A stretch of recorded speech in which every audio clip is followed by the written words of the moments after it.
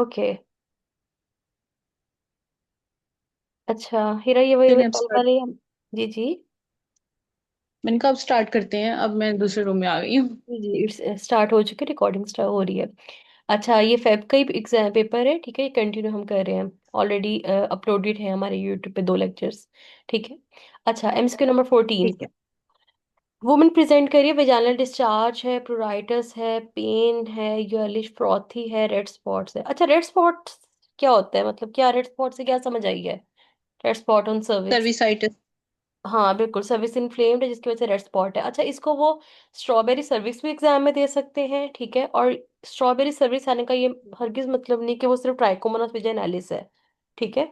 मतलब जब भी सर्विस ठीक है। इन्फ्लेम्ड होगी ना तो स्ट्रॉबेरी सर्विस दिखेगी। हाँ, काफी एमसीक्यूज में हमने ये रट्टा याद किया था एमएम के लेवल पे, स्ट्रॉबेरी सर्विस है ट्राइकोमोनास कर दो। बट किसी भी even Gloria chlamydia tough type infection में भी स्ट्रॉबेरी सर्विस आ सकती है, सो डेट्स वाई इसको कभी भी अपना डायग्नोस्टिक पॉइंट नहीं रखना। आपके पीछे अगर येलो फ्रॉथी है तो फ्रॉथी हमें पता है किसमें होता है, हमारे ट्राइकोमोनास विजाइनालिस, ठीक है।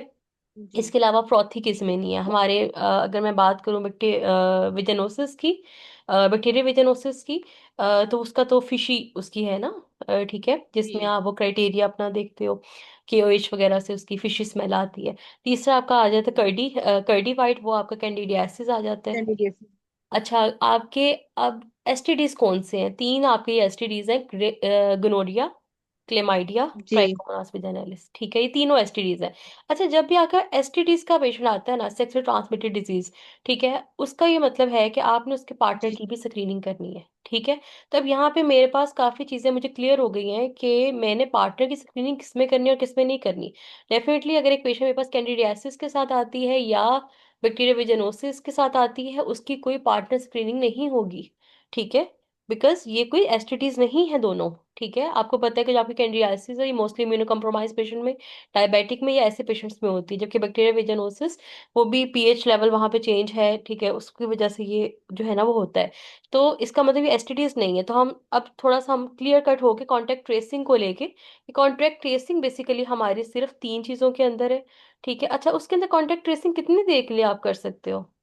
हमने कहा थोड़ा सा ये टॉपिक छेड़ ले। कुछ आइडिया है हीरा, किस इन्फेक्शन में कितनी देर की कॉन्टेक्ट ट्रेसिंग हम? नहीं। अच्छा, कॉन्टेक्ट ट्रेसिंग का मतलब क्या है? कॉन्टेक्ट ट्रेसिंग से तुम्हें क्या समझ आती है? कॉन्टेक्ट ट्रेसिंग वर्ड का क्या मतलब है? लिखा भी नहीं जा रहा मेरे से। कि ओके। हमने किस किस के साथ इसका कांटेक्ट हुआ है हाँ इस मतलब, ड्यूरेशन में। हाँ प्रोहिबिशन बिल्कुल। पीरियड अब देखो ये 6 मंथ्स है। मोस्टली, हाँ बिल्कुल, हमारे कंट्री में ये पेशेंट हो या फिर आउट ऑफ कंट्री का पेशेंट हो, हमने तो अपने उस लिहाज से देखना है ना। जर है ऑब्वियसली, कोई सेक्सुअल पार्ट किसके कितने हैं वी डोंट नो, ठीक है, मतलब even in Pakistan as well. So इस बहस में हमने नहीं पढ़ना। हमारा पॉइंट बहुत सिंपल इस बारे में कि अगर पेशेंट ट्राइकोमोनास विजाइनालिस के साथ आ गई है तो मैं इसकी 4 वीक्स तक कॉन्टेक्ट ट्रेसिंग करूंगी। अगर गनोरिया, अच्छा देखो, गनोरिया आपका अक्यूट इन्फेक्शन है, जबकि क्लेमाइडिया क्रोनिक है, ठीक है। क्लेमाइडिया क्रॉनिक है। काफी टाइम लेता है, ठीक है। जबकि गनोरिया जो है ना वो बड़ा क्यूट उसकी पीक आती है। इसलिए वो जो 4 वीक की विंडो है ना उसके अंदर क्लेमाइडिया, सॉरी गनोरिया और ट्राइकोमोनास को रख लो, और जो 6 वीक्स, सॉरी 6 मंथ्स की विंडो है ना उसके अंदर अपना क्लेमाइडिया रहने दो, क्योंकि वो क्रोनिक है। तो इसलिए मैं पिछले 6 माह में ट्रेस करूंगी। अगर मेरा क्लेमाइडिया पॉजिटिव आता है तो मैं 6 माह तक उसकी ट्रेसिंग करूंगी। उसमें जिस जिस पार्टनर को इन कांटेक्ट वो है उसका उसका डिस्चार्ज वगैरह लेके उसकी सैंपलिंग करवाई जाएगी। और फिर अगर एंटीबायोटिक जाएगी तो वो दोनों को जाएगी, ठीक है। तो अब हमारे पास 3 बातें तो काफी हद तक क्लियर हो गई कि हमारी कांटेक्ट ट्रेसिंग के केस में हमारा गोनोरिया आ गया, और इसके अलावा ठीक है। हमारा क्लेमाइडिया आ गया। ट्राइको। हम्म। हाँ, बहुत ही गंदा लिखा जा रहा है तो लिखा ही नहीं जा रहा मेरे से। ओके। और हमारा ट्राइकोमोनास विजाइनालिस आ गया। ये जीसीटी, ये तीनों हमारे कांटेक्ट ट्रेसिंग के जो है ना वो आ गए हैं, ठीक है। अच्छा चलो, इसके ट्रीटमेंट में फ्रोथी है तो जाहिर हमारे जेल में क्या आया, कौन सा डिस्चार्ज, ये क्या होगा, इसको क्या मसला होगा फ्रोथी में? ट्राइकोमोनास। हाँ, तो ट्राइकोमोनास है और उसका इलाज क्या करेंगे? अच्छा, ये है कि कौन क्या ट्रीटमेंट होगा इसका? ट्राइकोमोनास में तो हम विब्रामाइसिन और फ्लैजल देंगे। हम्म। हाँ, फ्लैजिल देंगे। अच्छा देखो, विब्रामाइसिन जो है ना, मतलब विब्रामाइसिन में बेसिकली डॉक्सीसाइक्लिन, ठीक है। ये, डॉक्सीसाइक्लिन। हाँ ये आप देते हो क्लेमाइडिया में, ठीक है। ठीक है। हाँ, ये विब्रामाइसिन इसका नहीं है, ये ट्राइकोमोनास की एक ही एंटीबायोटिक है जो कि फ्लैजिल है, जिसको हम अपनी उसमें मेट्रोनिडाजोल बोलते हैं, ठीक है। और ये आपने पेशेंट को भी देनी है और उसके हस्बैंड को भी देनी है। ठीक हो गया। तो ये हमारा पॉइंट ठीक। क्लियर हो गया। अच्छा, बेंजाथीन पेनिसिलिन किसको देते हैं? ये तो हमारा सेफलिस वाले पेशेंट्स में दे दे दिया था। सेफलिस भी तो एसटीडी है ना, तो डेट्स में उन्होंने ये भी हम्म। हमारे ऑप्शन में रख दिया। ओरल फ्लुकोनाजोल किसे देते हैं? ये बेसिकली कैंडिडियासिस का पेशेंट है, ठीक है। अगर कैंडिडियासिस वाली पेशेंट प्रेगनेंसी में आ गई है तो आप उसको कैंडाइड एंटी फंगल पेस्टिस दे देते हो, ठीक है। और अगर वही पेशेंट आपके पास नॉन प्रेग्नेंट स्टेट में आती है तो आप उसको ओरल फ्लुकोनाजोल मतलब एजोल ड्रग देते हो, मतलब एंटी फंगल ओरल फॉर्म में। तो बेसिकली ओरल जी। उसका ये चक्कर है। तो यहाँ पे तो हमारा क्लियर कट मैट्रोनिडाजोल हमने दे दिया इस पेशेंट को, और इसको भी, इसके हस्बैंड को भी दे दिया, ठीक है। और अच्छा, अगर ये पूछे इसी एमसीक्यू में अगर होता, यहाँ तो मोस्ट अप्रोप्रिएट ट्रीटमेंट कह दिया ना, इन्वेस्टिगेशन का पूछते तो फिर कौन से कराते? ट्राइकोमोनास में हम पता नहीं कौन सी करवाएंगे। हाँ, देखो ना, डिस्चार्ज है सर्जिक। ना, मेरी सर्विक्स सर्विक्स जो है किसी पेशेंट की, उसके ऊपर जो है डिस्चार्ज पड़ा हुआ है, ठीक है। इसकी माइक्रोस्कोपी भी हो सकती है, ठीक है। पीएच भी चेक की जा सकती है, क्योंकि हमें पता है सीओटी यानी कि कैंडाइडा और ट्राइकोमोनास की पीएच कम होती है 4.5 से। तो पीएच से भी हम चेक कर सकते हैं। और सबसे अच्छा तो हमारे पास हाई वैजिनल स्वैब है, ठीक है, जिसको हम टेस्टिंग के लिए भेजेंगे और उसके ऊपर हमारा पर्टिकुलरली वो बैक्टीरिया जो है ना वो आ जाएगा। और अक्सर इसके अंदर अगर वो माइक्रोस्कोपी की भी आपको वो दे सकते हैं, इवन पिक्चर भी दे सकते हैं अगर कभी उन्होंने पिक्चर देना चाही तो। या फिर आपको वो भी दिया जा सकता है, एग्जैक्ट वर्ड भी लिखा हो सकता है कि आपका फ्लैजिलेटेड प्रोटोजोआ कहते हैं ना, तो वो टर्म भी इसके अंदर आ सकती है कि माइक्रोस्कोपी में हमने देखा वहाँ पे फ्लैजिलेटेड प्रोटोजोआ हमें मिल रहे हैं, तो वो भी बेसिकली ट्राइकोमोनास वेजाइनलिस की तरफ ही इशारा है, ठीक है। अच्छा, इसमें कोई अभी तक पॉइंट जो क्लियर ना हो अभी तक इस डिस्चार्जेस में? अच्छा, ग्नोरिया का थोड़ा सा इलेबोरेट कर दें। अच्छा, यार ग्नोरिया जो है ना, ये बेसिकली आपका है तो आपका एसटीडी, ठीक है, और बहुत एक्यूट है। एक्यूट से मुराद कि ये मतलब किसी पेशेंट को इस टाइम अगर ग्नोरिया है ना, तो बस उसको तो कहते हैं ना कि बस एंटीबायोटिक फौरन चला दो, ठीक है। आपने सैंपल ले लिया, आपको सस्पिशन है कि इसको ग्नोरिया, बस एंटीबायोटिक चला दो उसको। बाद में ठीक है, उसका बैक्टीरिया स्पेसिफिक एंटीबायोटिक अगर हमारे कल्चर पे आ जाते हैं उसके मुताबिक भी हम दे सकते हैं। अच्छा खैर, ग्नोरिया ने बहुत एक्यूट पीआईडी करवाना है, ठीक है। अब ये पीआईडी किस तरीके से कराता है? देखो, अगर आपका इन्फेक्शन है इस टाइम, अभी वो आपको सर्विसाइटिस की फॉर्म में है, अब ये सर्विक्स से ऊपर जाएगा यूट्रस में, एंडोमेट्राइटिस करा दिया। ये एंडोमेट्राइटिस यूट्रस से ऊपर करवाएगा। गया ट्यूब्स में तो सेल्फिंजाइटिस ट्यूब्स में करा दिया। ये ट्यूब्स अपेंडाइटिस। से गया ओवरी में तो क्या करा दिया? ओवरीज में कोपोराइटिस, ओवराइटिस। ठीक है। और ये वहां से अगर ओवरीज के अंदर ये गया तो ये वो भी टीओमेसिस, जो बड़े बड़े आपके टीओ एब्सेसिस बन जाते हैं, ट्यूबो ओवेरियन एब्सेसिस, ये वो भी करा देगा, ठीक है। ठीक। और मतलब इवन पेरिटोनाइटिस वगैरह फिर पेट के अंदर जब चला गया तो वहां पे पेरिटोनाइटिस। तो बेसिकली ये इतना क्यूटली ट्रैवल कर रहा है, ये पूरे लाइक नीचे से ऊपर तक इसने सारा ट्रैवल इतना क्यूटली कर लिया कि इसमें फिर इसलिए कहते हैं कि आप फोनो फोनो उस पेशेंट को एंटीबायोटिक शुरू कर दो। अच्छा, गनोरिया की एंटीबायोटिक कौन सी है? सेफ्ट्रिक्सोन। सेफ्ट्राक्सोन और हाँ, अगर नहीं है, रेजिस्टेंट है यानी कि अजीथ्रोमाइसिन। सेकेंड लाइन में एजिथ्रो कर लेते हो, बिल्कुल। अच्छा, क्लेमाइडिया की एंटीबायोटिक कौन सी है? क्लेमाइडिया की एरिथ्रोमाइसिन है आई थिंक। क्लेमाइडिया की आपकी आ जाती है डॉक्सी। और अगर नहीं, सेकेंड लाइन में फिर एजिथ्रो की तरफ डॉक्टरमाइसिन। आप आ जाते हो, ठीक है।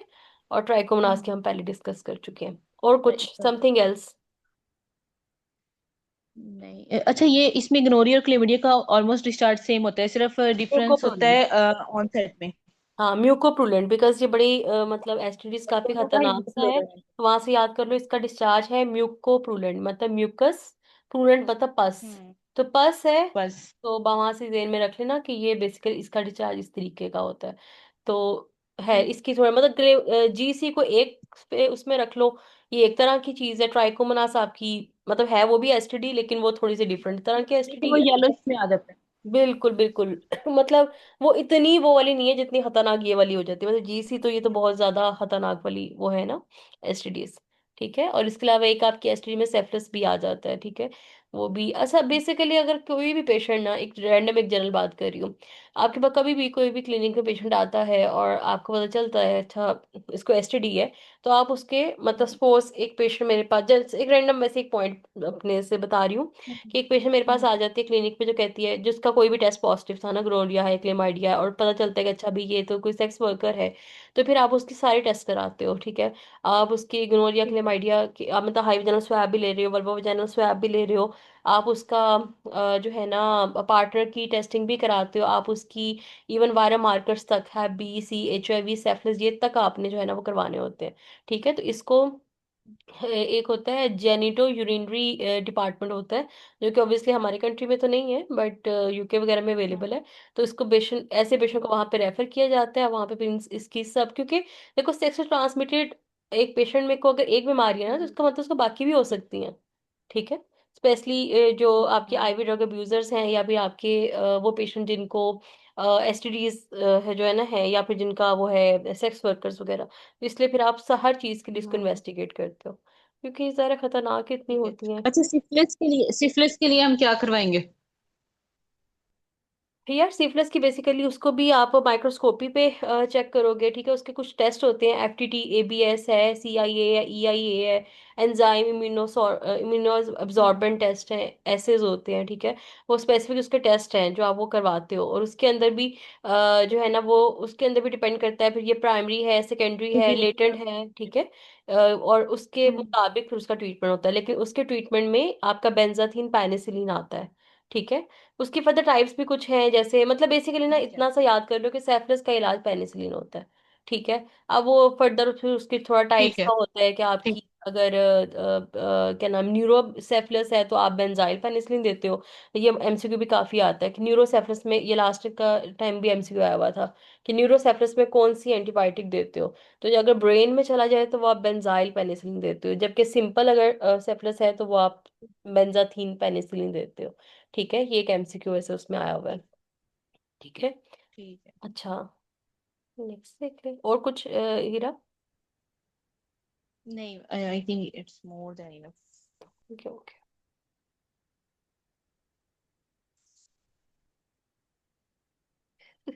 नीचे कैसे होगा। अच्छा मैं बैक जाऊँ।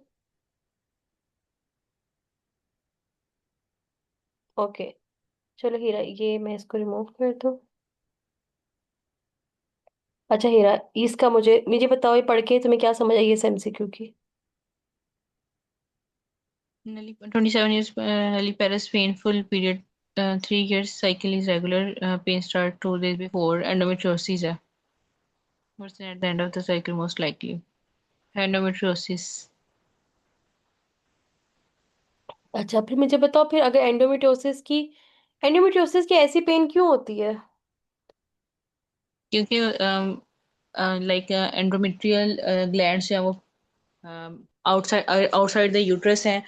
जैसे पीरियड्स आने वाले हैं तो वो भी प्रिपेयर होंगे, उसमें ब्लीडिंग होगी, उनका साइज बढ़ेगा इसलिए।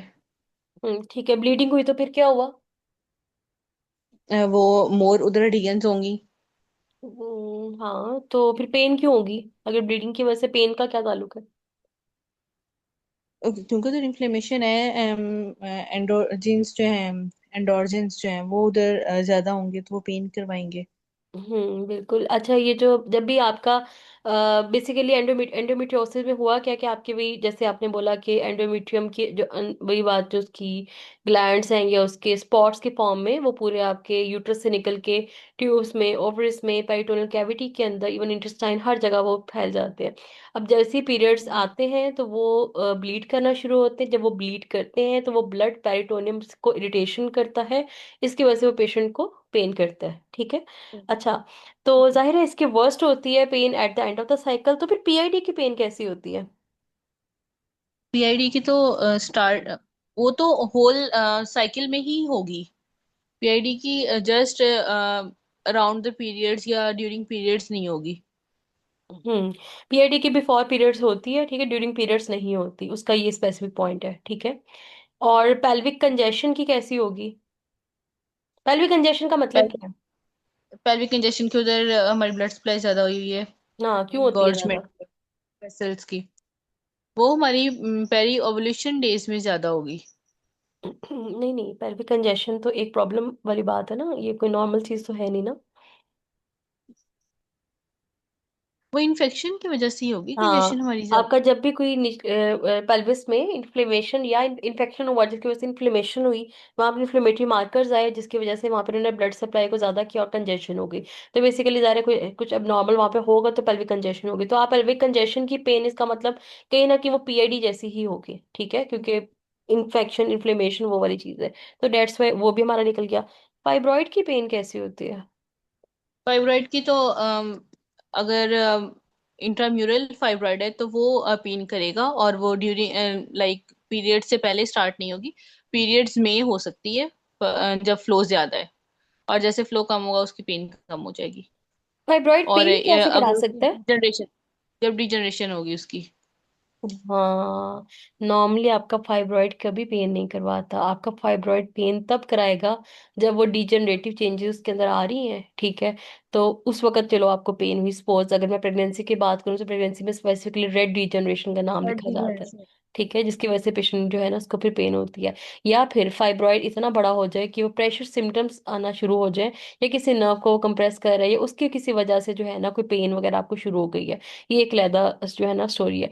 फाइब्रॉइड को अगर वैसे कहो कि किसी भी पेशेंट के पेट में पड़ा हुआ फाइब्रॉइड, हाँ, फाइब्रॉइड साइक्लिकल पेन कभी नहीं करा सकता। फाइब्रॉइड ऐसे ही है कि हाँ भी हर वक्त नीचे वजन पड़ रहा है या लोअर एब्डोमिनल पेन अगर है तो वो हर वक्त है, मतलब उसमें कुछ साइकिल वगैरह का ऐसे वो कोई ताल्लुक नहीं होगा, ठीक है। अच्छा, एडिनोमायोसिस में कोई पेन कराता है? एडिनोमाइसिस डिजीज है, पेन तो नहीं करवाएगा। एडिनोमायोसिस में होता क्या है? एडिनो एंडोमेट्रियम और माइमेट्रियम, एंडोमेट्रियम जो है इंडल्ज हो जाती है माइमेट्रियम में, तो वो बल्कि यूट्रस हो जाती है। हाँ, बल्कि यूट्रस हो जाता है। एंडोमायो जंक्शन जो है वो डिसअपियर हो जाता है। हाँ। अच्छा, नहीं, एडिनोमायोसिस भी पेन कराता है, ठीक है। सिवियर क्रैम्पी पेन इसमें भी हो सकती है, शार्प पेन हो सकती है, और इवन वो पेन पीरियड्स में वर्स भी हो सकती है, ठीक है। तो आप एडिनोमायोसिस में ये नहीं कह सकते कि ये पेनफुल नहीं होगा, इट कुड बी ठीक है। पेनफुल, ठीक है। अच्छा, एक पॉइंट, जब फाइब्रॉइड है वो हम्म। मेनोरेजिया करवा रहा है, हम्म। और सारा डिस्मेनोरिया भी करवा रहा है, और हम्म। लाइक क्लिनिकली पेशेंट्स आते हैं, फाइब्रॉइड है, डिस्मेनोरिया भी सीवियर है, और मेनोरेजिया भी है। हमने उसे ट्रांसएमीन और पोस्टान दी है तो वो सेटल हो रहा है। क्या सेटल हो रहा है? पेन सेटल हो रही है या उसका ब्लीडिंग सेटल हो रही है?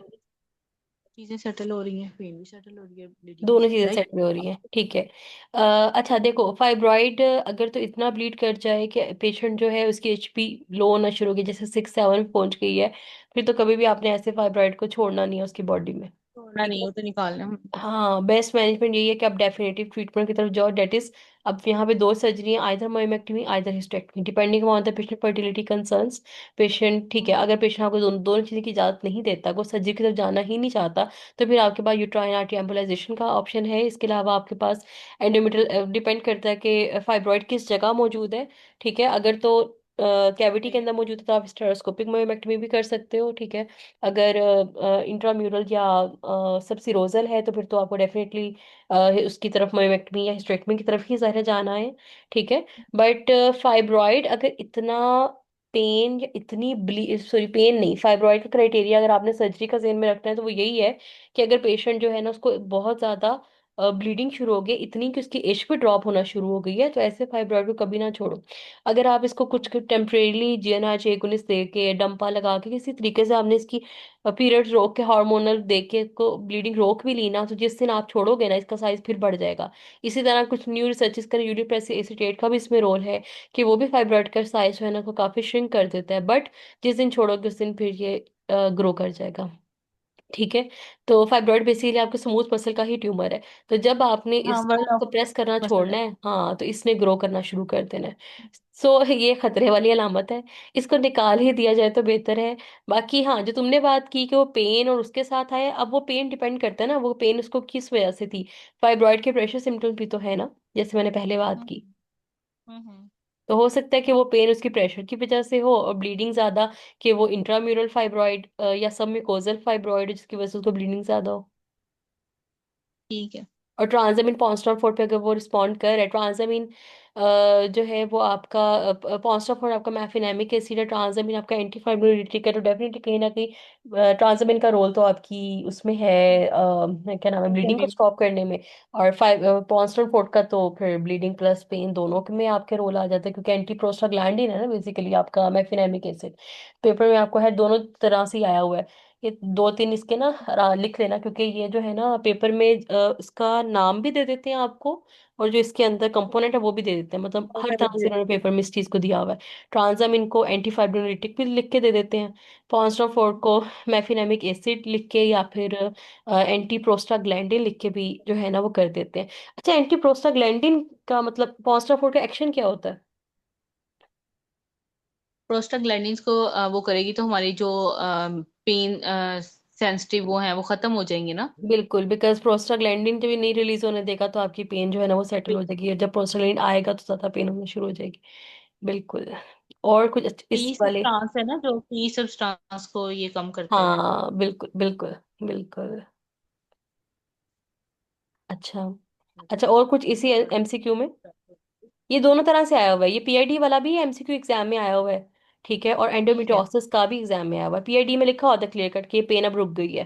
ठीक है, पेन हम्म। पीरियड स्टार्ट होने से पहले पह रही थी, जैसे और पीरियड्स आए तो वो पीआईडी में पेन तो रुक वैसे गई। भी डिस्चार्ज भी होगा, वो जनरल हाँ डिस्चार्ज भी होगा डेफिनेटली, उसमें। शायद लिखा लिखा हो भी सकता है और नहीं भी लिखा हो सकता है, उस बारे में मैं कुछ कह नहीं सकती, बट जितने रिकॉर्ड्स के अंदर मैंने ये एमसीक्यू देखा तो वहां पे यही पॉइंट था कि वो पेन जो होती है वो पीरियड्स आने से पहले पहले सेटल हो चुकी होती है, मतलब जब पीरियड्स आते हैं तो उस वक्त उसको पेन नहीं होती। ठीक है, तो बेसिक ये पॉइंट था इसके अंदर। अच्छा। अच्छा, iron requirement in normal pregnancy. एक नॉर्मल प्रेगनेंसी में आयरन कितनी रिक्वायर होती है? ये तो 14 या 1600 तक नहीं थी, इसमें आई थिंक 1000 आएगी।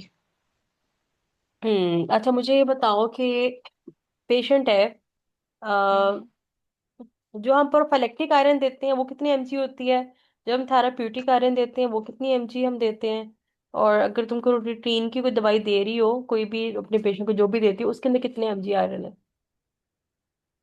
अच्छा, जो तो हम देंगे प्रोफाइलैक्टिक, हम्म।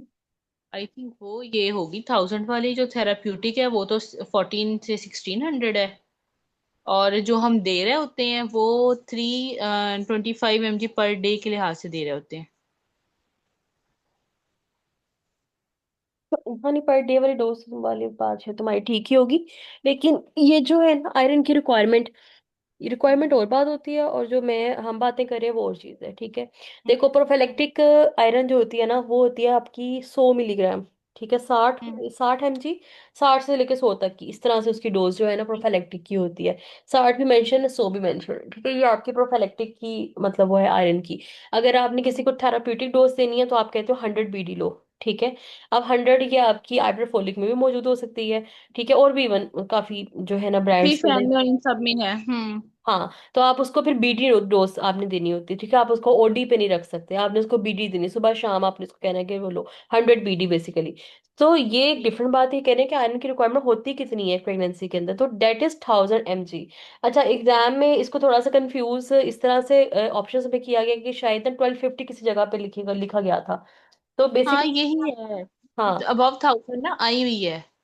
हाँ हाँ, 1250 है, बट डेट इज एक्सक्लूजन की। ठीक है, तो असल वैल्यू इसकी 1000 है, इसलिए मैंने इसके अंदर भी 1000 को ही ऐड किया था। इसकी असल ठीक है। वैल्यू 1000 है, बट बिकॉज जब एग्जाम में कैंडिडेट्स गए तो वहां पे 1000 की ऑप्शन नहीं थी। 800 के बाद सीधा 1250 का ऑप्शन था, that's why all of them selected that option. तो एटलीस्ट आप लोगों को सही वाला ऑप्शन पता हो, बिकॉज एग्जाम में ये कोई मतलब it's not a rare thing कि आपको वहां पे एग्जैक्ट वैल्यू, और क्योंकि देखो ना इतने आर्टिकल्स हैं, इतने रिसर्च आर्टिकल्स हैं, इतना कुछ है कि वैल्यू ऊपर नीचे आगे पीछे हो सकती है। ठीक है, लेकिन आपको आपको असल वाली वैल्यू आनी चाहिए कि ओके इट्स 1000। ठीक है, बाकी हाँ वैल्यू से कम नहीं कभी आपने सेलेक्ट करना, हमेशा ज्यादा सेलेक्ट कर लो पर कम ना के कम कभी ना करना। ठीक है, ये जस्ट एक टिप ठीक। बता रही हूँ एग्जाम के लिहाज से। और हाँ, वहां पे जाके वैल्यू मुझे मुझे खुद याद है कि मेरे एग्जाम में तकरीबन 9 से 10 वैल्यूज आई थी। और बिलीव मी ऐसी वैल्यूज भी थी जो कि बिल्कुल ही जो है ना, पता नहीं मुझे तभी भी कोई वो ये बात क्वेश्चन मुझे याद नहीं है, बट वैल्यू मुझे याद है कि पता नहीं शायद 187/1 लाख इस तरह करके लिखा हुआ था। और मैं थोड़ी 2 मिनट परेशान हो गई कि ये क्या है, इसको मैं कैसे करूँ, क्योंकि मुझे नहीं पता था, पता नहीं शायद किसी कॉन्ट्रासेप्शन की उन्होंने मांगी थी या क्या। आई थिंक जो किसी कॉन्ट्रासेप्शन की वो परसेंटेज थी। तो बाय चांस ना मुझे थोड़ा जेन में था कि कैलकुलेटर है तो मैंने फौरन कैलकुलेटर में डाला उस चीज को, सिस्टम में जो था, और वो आंसर आ गया, और बाय चांस वो ठीक था वो ठीक हो गया। तो बस ये थोड़ी टिप्स एंड ट्रिक्स हैं, क्योंकि आप कभी भी वैल्यूज को एग्जैक्ट फॉलो, अच्छा हाँ, पार्ट 2 के अंदर वैल्यूज आती हैं, और बहुत ज्यादा भी आ सकती है, 9-10 वैल्यू का आना कोई नामुमकिन बात नहीं है। तो हमेशा हर वैल्यू को पढ़ जरूर लो। हाँ ठीक है, रट्टे ना मारो, रट्टे चलो पास पेपर को मारने के वैल्यू को रट्टे मारने तो बेशक मार लो, लेकिन वैल्यूज को जब भी अपना थ्योरी पढ़ो ना, तो वैल्यूज को अपनी नजर से ना गुजारना जरूर, पेपर में जाके याद आ जाता है। अगर कोई चीज एक दफा भी आपके आगे से गुजरी है ना, तो पेपर में जाके कहीं ना कहीं वो चीज आपको क्लिक करेगी। पर वैल्यू को थोड़ा सा समझ के जरूर करना। समझ के से मेरी मुराद ये है, जैसे मेरे दफा पेपर में आया था कि ओसिस जो होता है, इसमें आप ट्रीटमेंट के बाद कितना इसका वो होता है कि अच्छा रिकवर रहेगा, कुछ मसला नहीं होगा। तो वो था 60 to 80%। तो मैं जब भी पढ़ा करती थी वो मेरी आंखों के आगे से गुजरा करती थी 60 to 80। बाई चांस एग्जाम में वो आया और मेरा ठीक हो गया, सिर्फ इसलिए क्योंकि मैं हर दफा उसको रीड जरूर करती थी। मैंने कभी उसको मतलब शायद याद नहीं किया, बट एक रीड जरूर की। तो हमेशा वैल्यूज को रीड जरूर करना, क्योंकि पार्ट 2 के लेवल पे आपको वैल्यूज ऐसी उल्टी सीधी आ सकती हैं। चलो है, एक अच्छा एमसीक्यू आ गया। Para 4+1 उपसी 4 days back most appropriate treatment. अच्छा आप देखो ना कितनी इनकम्प्लीट स्टेटमेंट है। कोई एलएमपी नहीं बताई, ठीक है। भी नहीं। कोई हाँ कोई ऑवुलेशन एलएमपी, तो नहीं है। हाँ कोई एलएमपी नहीं बताई। ये भी नहीं बताया कि पेशेंट ने कोई कॉन्ट्रासेप्शन रेगुलर। हाँ ली थी, इसने नहीं ली थी, या इसकी जो है ना क्या इसके साइकिल कैसे, इसका रेगुलर है इरेगुलर क्या है, कुछ भी नहीं हमें पता। ठीक है। तो चलो सपोज कर लेते हैं कि इसमें हमारे पेशेंट का किधर है, एलएमपी मैं बना देती हूँ कि 4 days बैक उपसी हुई है। एलएमपी में इस वक्त ये पेशेंट खड़ी है 13 डे पे, आज इसका 13वां दिन है। हम्म। इसके मुताबिक बताओ क्या आंसर होगा। इसके मुताबिक हम उसको देंगे आईयूसीडी। नहीं नहीं, आईयूसीडी क्यों देना क्यों? चाहती है और बाकी क्यों नहीं देना चाहती, फिर अपना आंसर खुद ही एक्सप्लेन भी आपने करना है।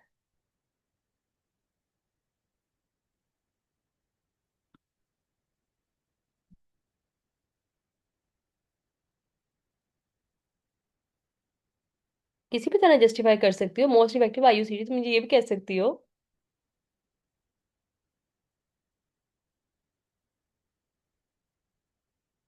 हेलो,